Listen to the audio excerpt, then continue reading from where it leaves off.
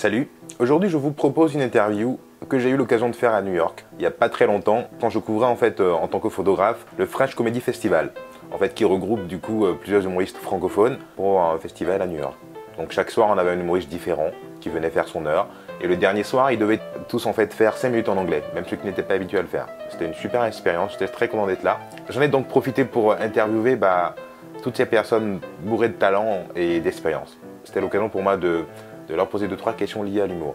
Donc voilà, vous avez une partie de l'interview. Je publierai le reste une autre fois parce que sinon ce serait trop long. Aujourd'hui, on a Guillermo et Roman Fressinet. Prenez un calepin parce qu'il y aura de super informations qui vont passer.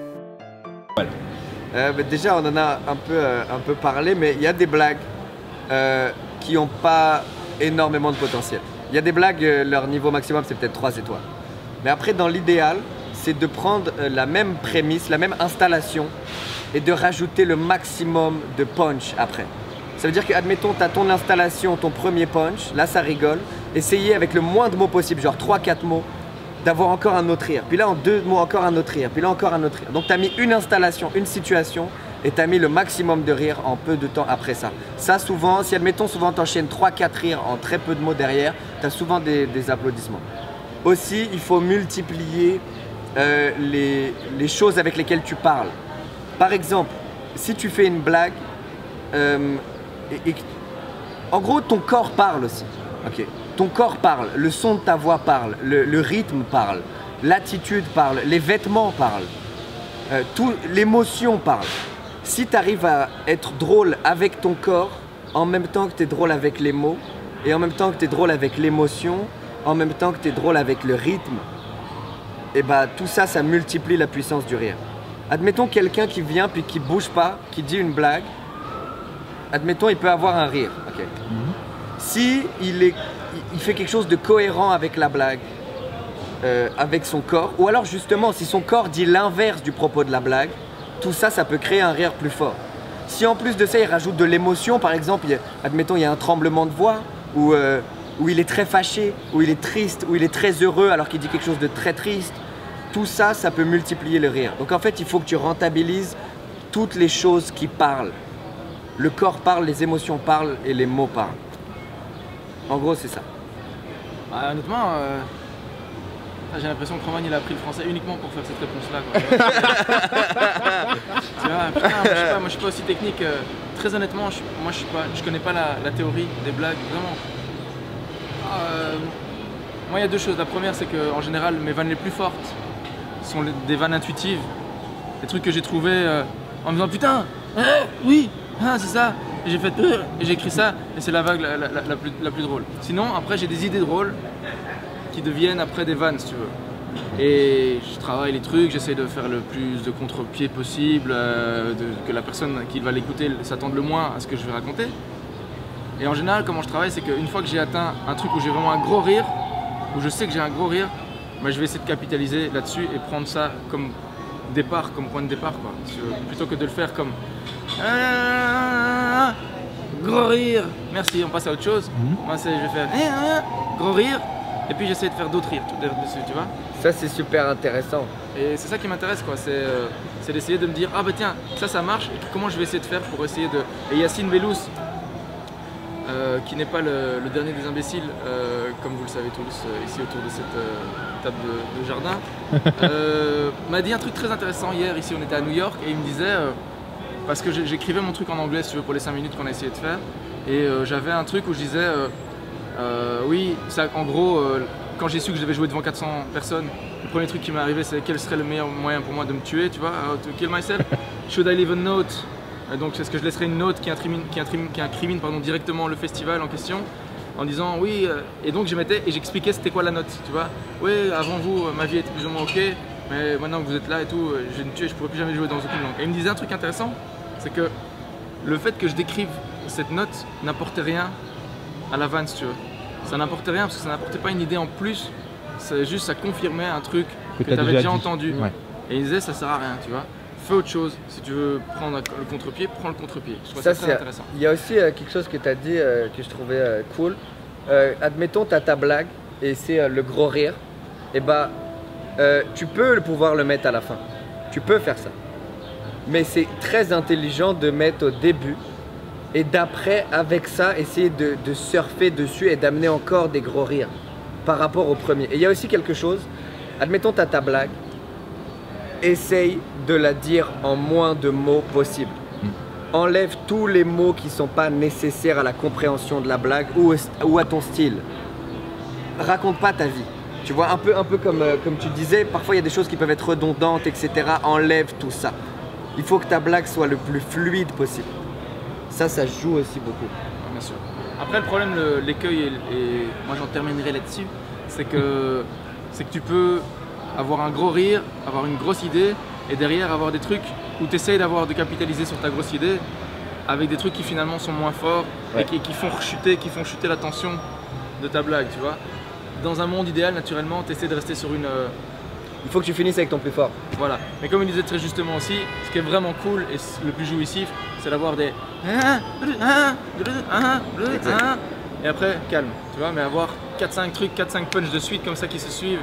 Sur une seule installation, c'est le top. Ouais. Ça. Puis les gens adorent ça.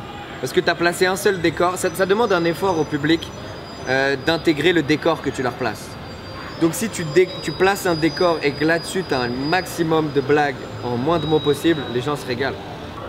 Moi je pense que le stand-up va prendre de multiples formes. Il va y avoir du stand-up absurde, il va y avoir du stand-up politique, du stand-up... ça existe déjà, mais ça va se démocratiser, toute cette idée qu'il y a des styles dans le stand-up. Et je pense que ça va prendre énormément de place dans le paysage culturel, notamment en Europe, parce que ça a déjà une place énorme en Amérique du Nord. Mais en Europe, je pense que les gens ont besoin de ça, d'aller dans une salle et que les gens te parlent directement à toi. Ça, je pense que ça va beaucoup évoluer. Et surtout, je pense qu'en Europe, les gens qui vont amener des idées novatrices, ça va passer par le stand-up. Un peu comme ça existe déjà aux États-Unis. Les humoristes vont être des gens extrêmement bien placés pour passer des idées, que ce soit philosophiques ou sociales. Et je pense que c'est vers là que ça va se diriger. Du moins surtout en Europe, c'est des gens qui vont transmettre des idées qui vont faire réfléchir. Moi je pense que le stand-up va vers plus de commentaires sur l'humour. J'ai l'impression que plus les gens vont être avertis de ce que sont les codes habituels du stand-up, parce que forcément en France ça se développe depuis 10, 12, 15 ans on va dire, et à un moment ou à un autre les gens vont commencer à comprendre et comment dire, faire de l'humour sur la forme. Et on va faire de plus en plus d'humour sur l'humour, si tu veux. Et le futur, à mon avis, ce sera ça. C'est ce que Sarah Silverman a fait il n'y a pas longtemps, c'est faire une blague et dire tiens, je vous ai fait une blague en fait. Et je vous explique pourquoi je vous ai fait une blague à ce moment-ci, parce qu'en fait, si je vous l'avais fait après, ma blague, ça aurait été différent, etc. Et commencer à jouer avec les codes et intégrer les codes et les stéréotypes de l'humour, pas uniquement dans un sens comme Laurent Lafitte l'a fait, en mode foutage de gueule, je sais pas si vous avez remarqué, pas ça, tu vois, mais vraiment rigoler de la rigolade, quoi. J'ai cette impression là qu'on va vers ça parce que de plus en plus de gens vont capter de quoi il est question et les mécanismes, etc.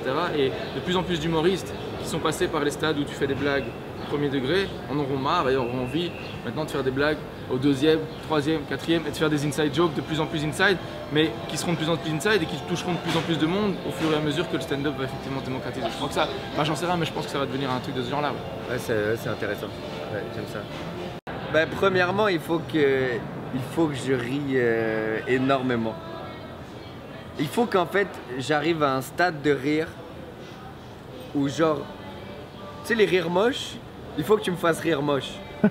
Parce qu'on a des rires, puis on a quand même, je trouve que quand tu ris, tu es très vulnérable. Et donc les gens ont tendance à un peu retenir leur rire. Tu sais, tu peux avoir des gros rires, des ah et tout. Mais quelqu'un qui me tue, j'ai des rires où je suis laid, tu vois ce que je veux dire? Des rires où je suis ah, ça c'est un bon spectacle d'humour.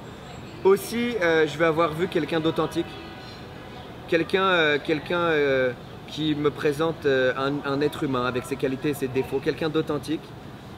De l'émotion, pas forcément, tu vois ce que je veux dire? Parce que je sais qu'il fait le spectacle tous les soirs. Donc inventer l'émotion tous les soirs, moi il y a quelque chose que je trouve un peu... faux. Peut-être pas faux, mais artificiel en tout cas. Mais c'est peut-être parce que je connais les dessous, j'en sais rien, mais je suis pas... Ou alors il faut que ce soit de l'émotion, comment dire? Kian le fait très bien, tu vois ce que je veux dire? Kian amène ce genre d'émotion avec une belle subtilité. Il y a quelque chose de très intéressant. Parce qu'il ne fait pas naître en toi l'émotion, il fait naître en toi le message. c'est une idée qu'il veut te transmettre. Et c'est accompagné d'émotions, mais c'est surtout l'idée qu'il veut te transmettre. Et c'est ça que j'aime. Et je dirais ça aussi, de quelqu'un qui me transmet des idées. Quelqu'un qui m'amène un regard sur des choses que je veux qu'il me montre des nouveaux regards sur des choses de ma vie. Je veux sortir de là avec les yeux et les perceptions un petit peu plus ouvertes qu'en rentrant. Merci beaucoup, mec. Guillermo? Un bon spectacle de stand-up. Nous, on écrit des blagues tout le temps, au quotidien.